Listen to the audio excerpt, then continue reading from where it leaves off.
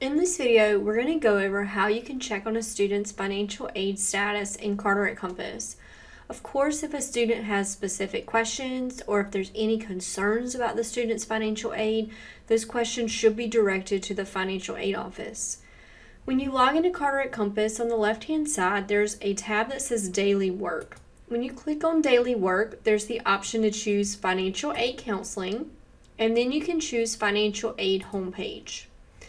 In the top right-hand corner, you can search for a student by name or ID number. When you view that student's detail, a screen is going to appear that looks something like this one. From this screen, you can see things such as what the student has completed in terms of their financial aid checklist. You can also see if a student has a balance that they owe to the college. Probably one of the most important things when working with an advisee is looking at their satisfactory academic progress. These are the requirements that a student has to meet in order to keep their financial aid. If it appears in green, the student is good to go. And so notice in this student's case, the student has met those requirements. You can, however, click this link and click in to see details about their satisfactory academic progress. If the student's bar here had been red and you click on the hyperlink, it's going to show a page that looks like this one. So this is a case of a student who's not meeting their satisfactory academic progress. So notice this student's GPA is below the required 2.0.